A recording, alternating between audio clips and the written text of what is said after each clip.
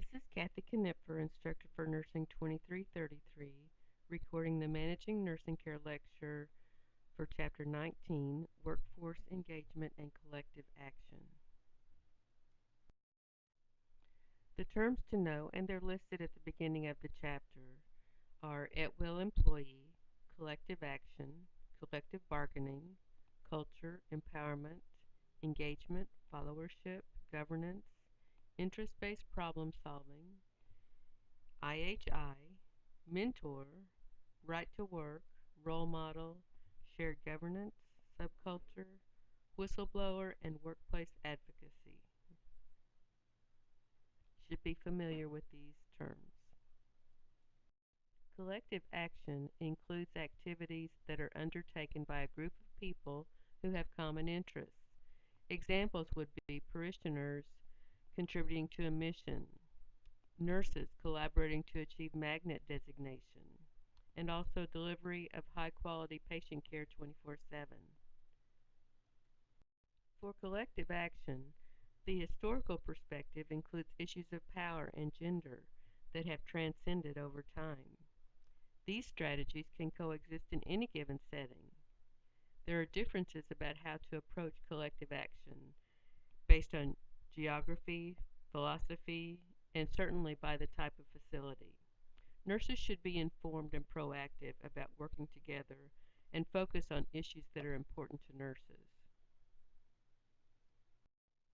The main purposes of collective participation are to promote the practice of professional nursing, to establish and maintain the standards of care, to allocate resources efficiently and effectively, and to create satisfaction and support in the practice environment.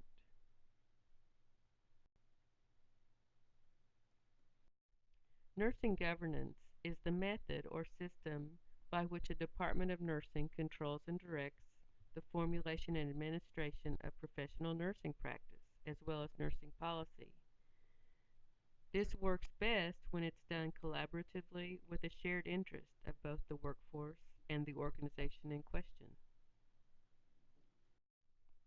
The focus of workforce engagement and collective action is shared governance, shared decision-making or decentralized decision-making, workplace advocacy, nurse engagement, responsibility, accountability, authority, autonomy, and collective bargaining. Shared governance is a democratic, egalitarian concept and a dynamic process. It's a process of shared decision-making and accountability. It can take many forms in different organizations. The committees may have different names. Some are focused on policy, some may be focused on research, some may be focused on education, but they all work together and are interrelated. Shared governance can lead to better decisions, be more effective in day-to-day practices, and also generate additional ideas for implementation. Responsibility. Nurses historically have accepted responsibility or the charge to act. In the past, nurses were thought to exist to follow the physician's orders, and they had very little independent thought or action. Today, high-performing organizations are characterized by the control of nursing practice by nursing. There's structure, credentialing, and certification.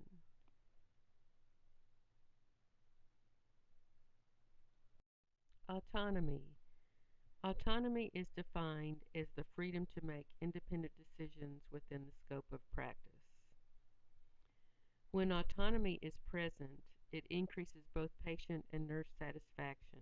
It creates better patient outcomes and also encourages innovation and productivity. There are 6 critical considerations in shared governance and accountability. It is defined by the person in the role. It's defined by the role, not the job or the task. It's based on outcomes. It is set in advance. It is linked to results and has observable processes. Traits of a good follower include being trustworthy, dependable, being an excellent communicator and listener, being a team player, having courage of convictions, being a collaborator as well as a questioner. With workplace advocacy, the objective is to equip nurses to practice in a rapidly changing environment. Advocacy occurs within a framework of mutuality, facilitation, protection, and coordination. It can be supportive, of course, when management and staff agree on key concepts.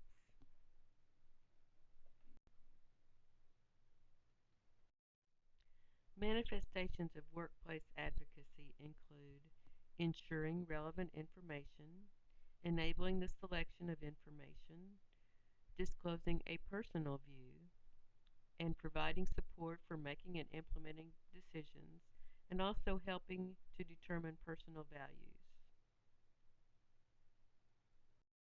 Now let's go over culture and subcultures. A culture includes geographic and organizational norms that make up how employees contribute to or experience the work environment. A subculture is rooted in the mission of the organization, division, department, or unit.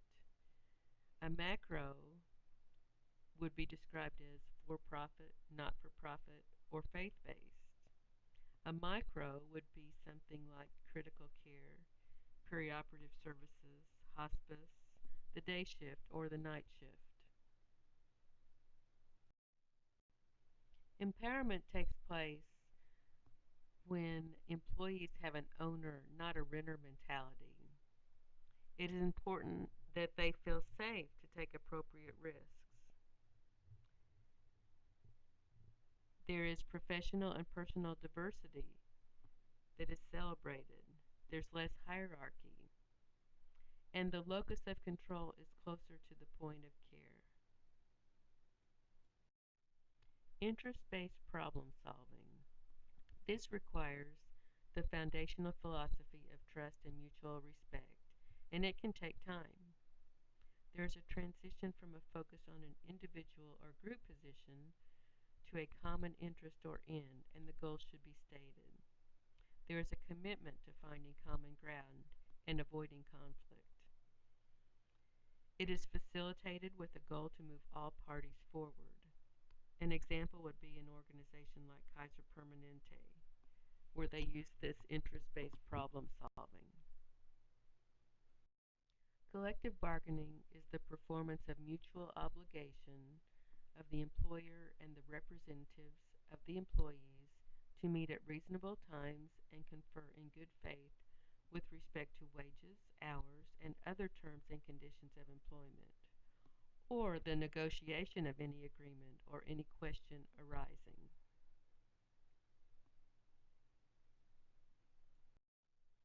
Collective bargaining. Historically, nurses have had a low rate of unionization. One current example of an organization that is unionized is Kaiser Permanente.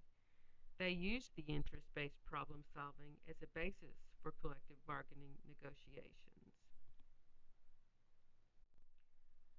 They start with the goal of identifying problems and related interests instead of taking sides. They focus on mutual gains rather than differences.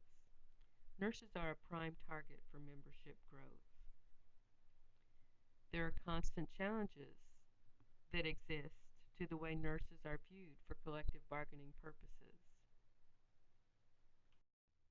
Here are some terms to know. Nurses as knowledge workers. When knowledge workers unionize, they develop organizations that are more similar to associations than to traditional industrial unions. A union alters the balance of power. At will is where one can be terminated anytime for any reason.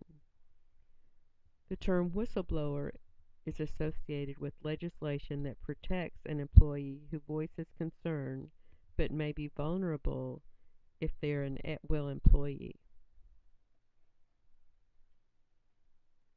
Nurses as knowledge workers. In the past, workers in manufacturing were treated noted as interchangeable cogs. Today, healthcare is more complex than ever. The scientific discipline of nursing requires specialized education. The nurses are not interchangeable.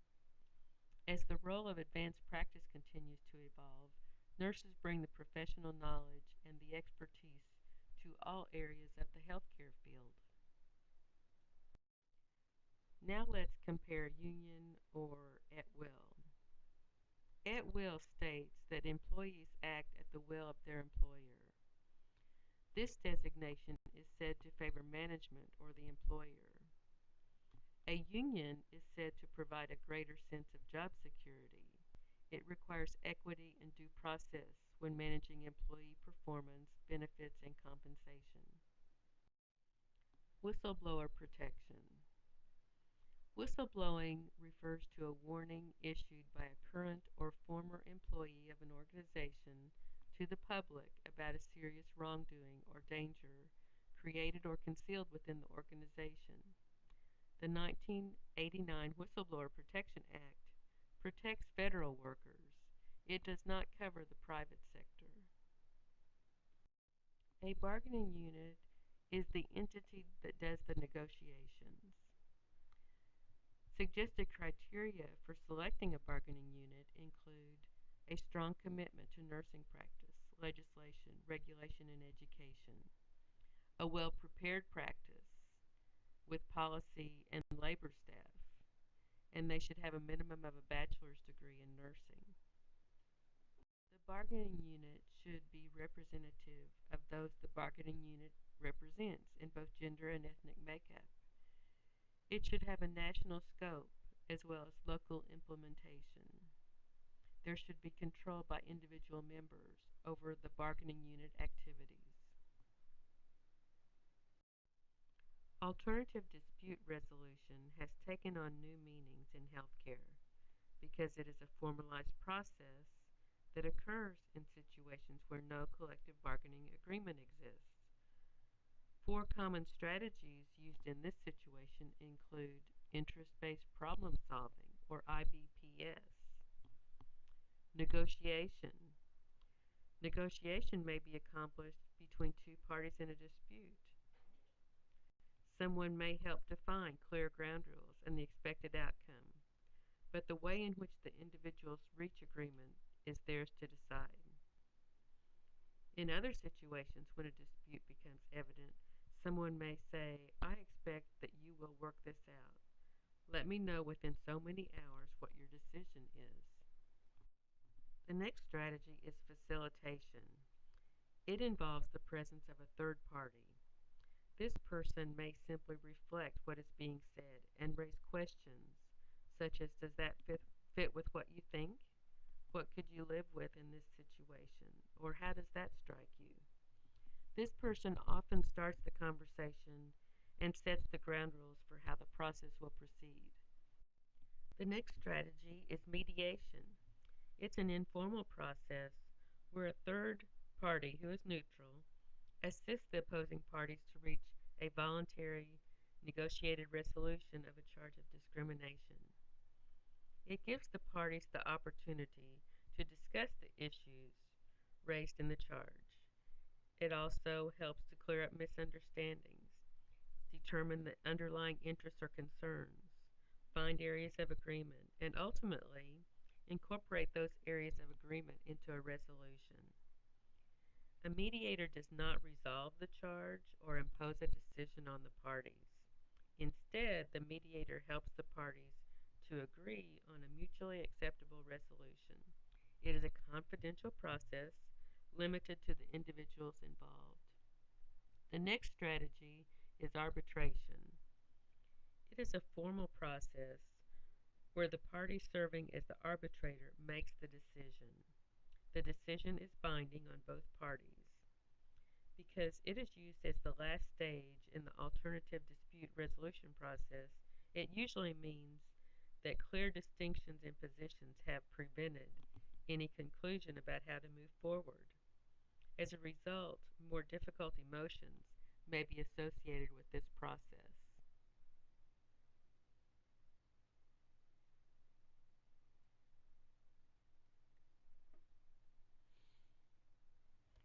In conclusion, there is greater diversity in nursing than ever before. Collective action must exist in environments where high quality, cost effective care is provided by an engaged and professional workforce. Whether a nursing workforce is unionized or not should not preclude nurses from practicing to the full extent of their education and licensure. New relationships and continued evolution of public policy must take place for there to be continued progress.